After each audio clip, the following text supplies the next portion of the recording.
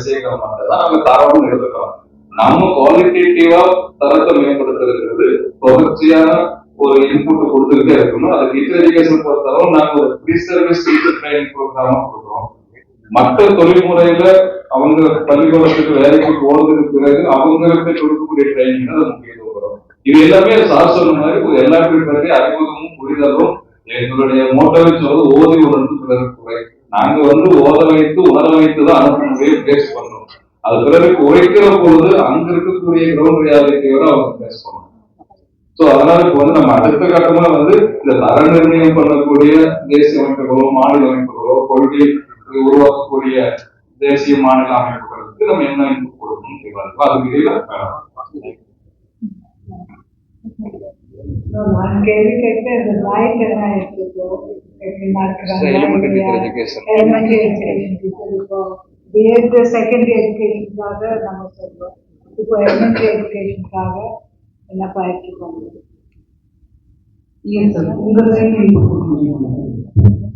Elementary teacher education பொறுத்த அளவுல நம்ம ஸ்டேட் லெவல்ல டிடிஆர்டி அவங்க டீச்சர் ட்ரைனிங் இன்ஸ்டிடியூட்னு சொல்லுவோம். District institute of education and training. அங்க ஒரு 2 வருஷம் படிப்பு பிஎட் முடிச்ச உடனே +2 முடிச்ச உடனே 2 வருஷம் டிப்ளமோ படிச்சாங்க. இப்ப கடந்த ஒரு 15 வருஷ அளவுல அந்த படிப்புகள் கிட்டத்தட்ட மூடப்பட்டிருக்கிறது. ஏன்னா அதை படிக்கக்கூடியவர்கள் பெருமளவு சேராதனால டைட்ஸ் எல்லாமே மூடப்பட்டிருக்கு. அடுத்து பிரச்சனை என்னன்னா இனிமேல் வருங்காலத்துல டிடிஆர் படிச்சவங்களுக்கான வேலை வாய்ப்புகள் பெரிய அளவுல இல்லை. ஏன்னா அவங்க எல்லாருமே டிகிரி படிச்சிருக்கணும், பிஎட் படிச்சிருக்கணும். அந்த மாதிரி பாலிசி லெவல்ல கவர்மெண்ட் இங்க diploma in teacher education programmes இப்போதைக்கு நடக்கலன்னு தான் சொல்லணும். டைட்ல அப்படியே நடந்தாலும் ரொம்ப சிங்கிள் டிஜிட்ல தான் அட்மிஷன் ஸ்டூடெண்ட்ஸ் இருக்காங்க. அதை பத்தி பெரிய அளவுல எனக்கு நம்ம பார்ட்டிசிபென்ட்ஸ் ரீசெண்டா என்சிஆர்டில இருந்து ஒரு லிஸ்ட் பார்த்தாலே most of the colleges closed.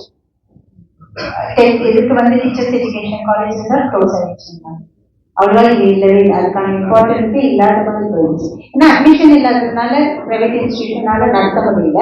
அதனால வேற வழி இல்லாம அதுக்கு இம்பார்ட்டன்ஸ் கொடுக்கறது இல்லை. அடுத்தது இன்னொன்று இப்ப இந்த 4 இயர்ஸ் கோர்ஸ்ன்னு வந்ததுனால +2 முடிச்சோன்னா அவங்களுக்கு டபுள் டிகிரி தேவை, BSc and also BEd 2 degrees கிடைக்கிறதுனால அவங்க இந்த டீச்சர்ஸ் ட்ரைனிங் போறதுக்கு பதில் டைரக்டா இதுக்கு வரலாமே வர ஸ்டூடெண்ட்ஸ் நிறைய பேர் இருக்காங்க. Will they be relevant to handle the early learners now? Like people who do BEd? That's what I'm worried about. Yes, sir. Issues her saying. Elementary தொடக்கப்பள்ளி தான் சமூகத்தோட நாற்றங்கள். ஆனா இங்க நம்ம என்னென்ன பெரும்பாலும் என்ன ஆயிடுச்சுன்னா நிறைய படிச்சா அறிவாளின்னு ஒண்ணு நம்புறோம் இல்லையா? அதை வச்சுட்டு டிகிரி படிச்சுட்டு தான் வரணும். தொடக்கப்பள்ளிக்குன்னு ஒரு குணம் இருக்கு. ஒரு 1வது டீச்சர் கண்டிப்பா ஒரு கல்லூரி பேராசிரியரோட அதிக மதிப்பும் சம்பளமும் தரப்படுகிறது.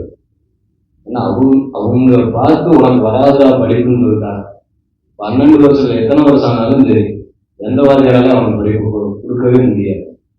அந்த பகுதியில தான் கூடுதல் கவனம் இருக்கு. இப்ப இன்னும் இருக்கும். அதனாலதான் நிறைய செயல்பாடுகளோட இருக்கு. அது எவ்வளவு குழம்புனாலுமே கொஞ்சம் கூடுதலா செயல்பட மாட்டேங்குது.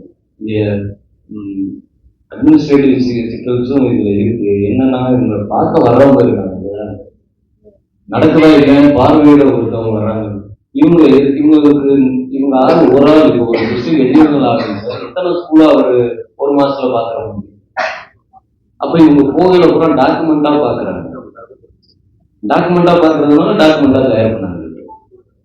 இந்த நோட்ஸ் ஆஃப் லெசன் ஒன்று இருக்கு. அது மாதிரி ஒரு இன்னும் வெளிப்படையா சொன்னா அபத்தமான ஒரு டாக்குமெண்ட்.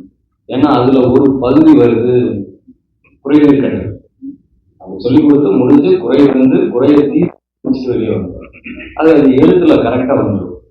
அப்போ ப்ராக்டிக்கலா என்ன ஆகுது? ஸோ நிறைய சிக்கல் இதுக்கு ஒரு புது விஷயத்த நம்ம கண்டுபிடிக்க வேண்டியது. குழந்தைகிட்ட போய் என்ன செய்யணும்னு பார்க்கறது. அதுலேயும் தொடக்கப்பள்ளி மேல கடந்த சில ஆண்டுகளா உண்மையிலேயே தொடக்கப்பள்ளி தான் இப்போ மாற்றத்தை கொண்டு வரப்போது. மற்ற பள்ளிகள் தான் இருந்து வர்றப்போது 6வது நான் பார்க்குறேன் வாசிக்க தெரிஞ்ச பேச தெரிஞ்ச குழந்தைகள் இருக்காங்க. இப்போ 6வதுக்குள்ள அவன் பேசாதுன்னு சொல்றதுக்கு கஷ்டப்பட்டு இருக்காங்க. ஒரு உதாரணம் மட்டும் நான் சொல்லிட்டு முடிச்சுக்கிறேன். இப்போ அதுல கடலும் கிழவனும் ஒரு கதை, உலகமே கொண்டாடின கதை. அதை வந்து படக்கதையா வச்சிருக்காங்க. ஒரு 7 பேரா பிரிச்சுட்டு 4 குழு அந்த நாடகம் பண்ணாடி. இந்த 7 பேரா பிரிஞ்சதுல அவனுக்கு சிக்கலாயிருச்சு. ஒரு சின்ன வராண்டா இருக்கு, 3 சுறாமீன் ஆகிட்டாங்க, ஒருத்தன் படகு ஆகிட்டான், 4 பேர் மிச்சம் 3 பேர் கிழவன் ஆகிட்டாங்க. ஏன்னா வேற இடம் இல்லை, ஸ்பேஸ் இல்லை. அப்போ ஒரு படகு படுத்துட்டு அது மேல 3 கிழமை ஏறி உட்காந்துட்டா 3 சுறா இருக்கு, அதனால ஈஸியா வேட்டையாடவும் முடியும். அதனால அந்த சுறா அப்படி இந்த சுறா அப்படி கொஞ்ச நேரத்துல அங்க பயங்கரமான கடல் அலை அடிச்சுட்டு இருக்கு. பக்கத்து கிளாஸ்ல இருந்து வரவங்க வெளியே வந்து எட்டி பார்த்து, டேய் என்ன குடும்பம் இந்த கத்திக்கிட்டு பக்கத்துல நான் நின்றுட்டு இருக்கேன். நமக்கு எல்லாருமே மாணவராக இல்லை, எல்லாரும் போட்டு வந்து கடல் அப்படியே வந்து உள்ள வந்து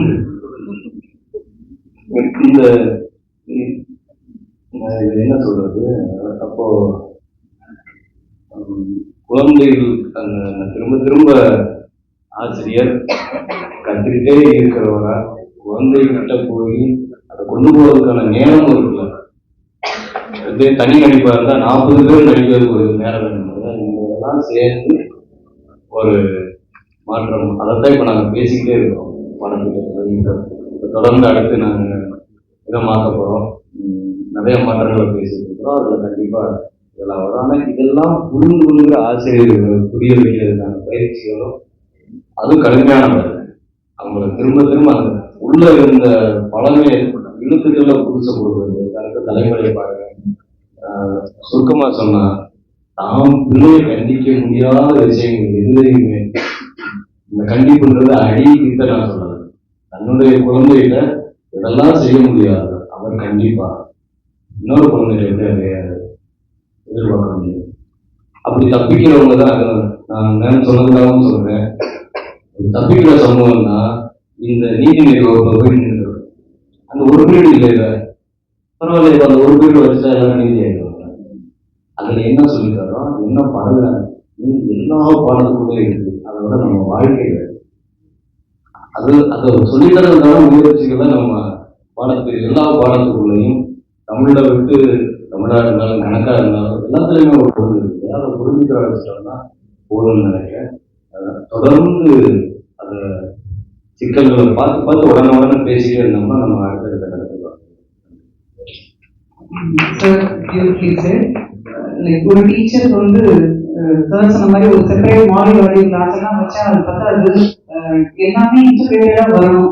அப்போ ஒரு டீச்சர்ன்றவங்க நீங்க சயின்ஸ் டீச் பண்ணாலும் சரி, மேத்தமேட்டிக்ஸ் ஏஐ என்ன டீச் பண்ணாலுமே அதுக்கு ஒரு அண்டர்லைன் மாரல் வேல்யூ கான்செப்ட் இருந்துகிட்டே இருக்கணும். அப்போ இந்த demand expectation from a teacher வந்து ரொம்ப ஹை தான். சேஞ்சிங் என்ன சொல்றது, லேர்னிங் என்விரான்மெண்ட்டுக்கு இந்த நாலேஜ் லேண்ட்ஸ்கேப் ரொம்ப குயிக்கா சேஞ்ச் ஆகுது. அதோட வேகமா அதோட கல்லன் பெருசா காப்பான் பெருசான்னு அந்த மாதிரி நம்ம காப்பான் தான் கல்லன் கிடையாது. சில ரிசர்ச் முன்னாடி நம்ம ஓடிட்டே இருக்கணும். இந்த மாதிரி டிமாண்ட் ரொம்ப நிறைய வச்சுட்டே தான் இருக்கும். கரிக்குலம் அதுக்கு சப்போர்ட் கொடுத்தா கரிக்குலமும் சேர்ந்து வளரணும் அப்படின்றது நம்மளோட எக்ஸ்பெக்டேஷன். டீச்சர் இமோஷனலா ஹாப்பியா இருக்காங்களா, ஹெல்தியா இருக்காங்களா, ஒரு பெரிய கன்சர்ன்.